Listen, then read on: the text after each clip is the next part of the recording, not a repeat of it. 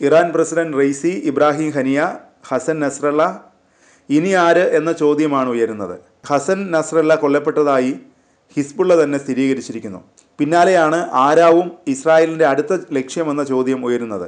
Iran പരമോന്നത നേതാവ് ആയത്തുള്ള ഖമേനിയെയാണ് Israel ലക്ഷ്യമിടുന്നതെന്ന റിപ്പോർട്ടുകളാണ് ഇപ്പോൾ പുറത്തു വരുന്നത്. ഖമേനിയുടെ സുരക്ഷ വർദ്ധിപ്പിച്ചതായും റിപ്പോർട്ടുകൾ പറയുന്നുണ്ട്. ഖമേനിയെ ഇറാനിലെ മറ്റൊരു ലൊക്കേഷനിലേക്ക് മാറ്റിയതായി റോയിറ്റേഴ്സ് റിപ്പോർട്ട് ചെയ്തു. ഹസൻ നസ്രല്ല കൊല്ലപ്പെട്ടതിന് തൊട്ടു പിന്നാലെയായിരുന്നു അടിയന്തരമായി ഖമേനിയെ സുരക്ഷിത സ്ഥാനത്തേക്ക് മാറ്റിയത്.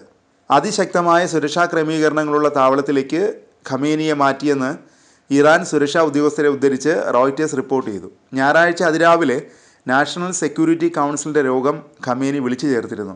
ഈ വർഷം ജൂലൈയിൽ തെഹ്റാനിൽ വെച്ചാണ് ഹമാസ് മേധാവി ഹനിയ കൊല്ലപ്പെട്ടത്. ഇസ്രായേലാണ് ഹനിയെ വധിച്ചതെന്നാണ് ആരോപണം. നസ്രല്ലയും കൊല്ലപ്പെട്ടതോടെയാണ് ഖമേനിയുടെ സുരക്ഷ സംബന്ധിച്ച് ആശങ്ക ഉയർന്നതും മറ്റൊരിടത്തേക്ക് മാറ്റിയതും. അതിനിടെ ഹസൻ നസ്രല്ലയുടെ പിൻഗാമിയായി കണക്കാക്കുന്നവരിൽ ഒരാളായ നബീൽ കൗക്കിനെ കൊലപ്പെടുത്തിയതായി ഇസ്രായേൽ സൈന്യം അറിയിച്ചു. റോയിറ്റേഴ്സ് ആണ് ഇക്കാര്യം റിപ്പോർട്ട് ചെയ്തത്. നസ്രുള്ള കൊല്ലപ്പെട്ടതായി സ്ഥിരീകരിച്ച് തൊട്ടടുത്ത ദിവസമാണ് നബീലിനെ കൊലപ്പെടുത്തിയതായി സൈന്യം വെളിപ്പെടുത്തിയിരിക്കുന്നത്. അതിനിടെ ലെബനനിലെ ഹിസ്ബുള്ള കേന്ദ്രങ്ങൾ ലക്ഷ്യമാക്കിയുള്ള ആക്രമണം ഇസ്രായേൽ തുടരുകയാണ്. നസ്രല്ലയുടെ കൊലപാതകത്തിൽ പ്രതികാരം ചെയ്യാതെ പോകില്ല എന്ന് ഇറാൻ്റെ പരമോന്നത നേതാവ് ആയത്തുള്ള അലി ഖമേനി പ്രതിജ്ഞയെടുത്തിരുന്നു. നസ്രല്ലയുടെ കൊലപാതകത്തിന് ശേഷമുള്ള അടുത്ത ഘട്ടം പ്ലാൻ ചെയ്യാൻ ഇറാൻ ഹിസ്ബുള്ളയുമായും മറ്റ് പ്രാദേശിക ഗ്രൂപ്പുകളുമായും ബന്ധപ്പെട്ടതായും റിപ്പോർട്ടുകൾ പറയുന്നുണ്ട്. സയനിസ്റ്റ് ക്രിമിനലുകൾക്ക് ഹിസ്ബുള്ളയെ ഒന്നും ചെയ്യാൻ കഴിഞ്ഞിട്ടില്ലെന്നും ആക്രമണത്തിൽ ഹിസ്ബുള്ളയ്ക്കേറ്റത് ചെറിയ പോറൽ മാത്രമാണെന്ന് അദ്ദേഹം പറഞ്ഞു. ലെബനനിൽ ഹിസ്ബുള്ളയ്ക്ക് ശക്തമായ അടിത്തറയുണ്ട്. എല്ലാ പ്രതിരോധ സേനകളും ഹിസ്ബുള്ളയുടെ പക്ഷത്താണെന്നും ഖമേനി വ്യക്തമാക്കി. ഇസ്രായേലിന് ഇതുവരെ ഹിസ്ബുള്ളയെ ഒന്നും ചെയ്യാൻ കഴിഞ്ഞിട്ടില്ലെന്നും ഖമേനി കൂട്ടിച്ചേർത്തു. ലെബനനിൽ കുട്ടികളെയും സ്ത്രീകളെയും നിഷ്കരുണം കൂട്ടക്കൊല ചെയ്ത സംഭവങ്ങൾ സയനിസ്റ്റ് ക്രിമിനലുകളുടെ ക്രൂരമായ സ്വഭാവത്തെയാണ് വെളിവാക്കുന്നത്.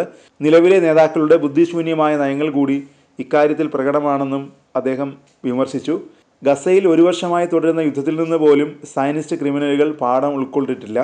സ്ത്രീകളെയും കുട്ടികളെയും കൊലപ്പെടുത്തിയത് കൊണ്ടൊന്നും ഹിസ്ബുള്ള എന്ന ശക്തമായ പ്രതിരോധ സംവിധാനത്തിന് പോറലേൽപ്പിക്കാൻ പോലും ഇക്കൂട്ടർക്ക് കഴിഞ്ഞിട്ടില്ലെന്നും ഖമേനി പറഞ്ഞു. അതിനിടെ നസ്രല്ലയ്ക്കൊപ്പം ഇറാനിയൻ ബ്രിഗേഡിയർ ജനറൽ കൊല്ലപ്പെട്ടതായി സ്ഥിരീകരണം.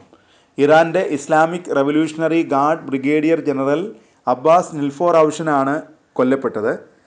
ഹിസ്ബുള്ള മേധാവിയെ ലക്ഷ്യമിട്ട് ഇസ്രായേൽ നടത്തിയ ആക്രമണത്തിലാണ് 58-കാരനായ ഇറാനിയൻ ജനറൽ കൊല്ലപ്പെട്ടത്. ഇറാനിൽ ഹിജാബ് നിയമങ്ങൾ ലംഘിച്ചതിന് അറസ്റ്റിലായ മഹ്സ മദനിയുടെ മരണത്തെ തുടർന്ന് രാജ്യവ്യാപകമായി നടന്ന പ്രതിഷേധങ്ങളെ അടിച്ചമർത്തുന്നതിൽ മുഖ്യ പങ്ക് വഹിച്ച കമാൻഡറായിരുന്നു അബ്ബാസ് നിൽഫോറൌഷൻ. സിറിയൻ ആഭ്യന്തര യുദ്ധകാലത്ത് പ്രസിഡന്റ് ബാഷർ അൽ അസാദിനെ പിന്തുണയ്ക്കുന്നത് ഉൾപ്പെടെ പശ്ചിമേഷ്യയിൽ നടന്ന വിവിധ പ്രശ്നങ്ങളിൽ ഉയർന്നു കേട്ട പേരായിരുന്നു നിൽഫോറൌഷൻ്റേത്. അതിനിടെ ലെബനനിൽ തുടരുന്ന ഇസ്രായേൽ ആക്രമണങ്ങൾക്കിടയിൽ രാജ്യത്തെ സാധാരണ ജനങ്ങൾ കൂട്ടത്തോടെ പലായനം ചെയ്യുന്നതായി റിപ്പോർട്ടുകൾ. ലെബനനിൽ നിന്നും ഇതുവരെ 50,000-ലധികം ആളുകൾ സിറിയയിലേക്ക് രക്ഷപ്പെട്ടതായി UN റിപ്പോർട്ട് ചെയ്യുന്നു. ലെബനനിൽ നിന്ന് ഇതുവരെ 2 ലക്ഷത്തിലധികം പേർ വിവിധ രാജ്യങ്ങളിലേക്ക് പലായനം ചെയ്തതായും UN വ്യക്തമാക്കി.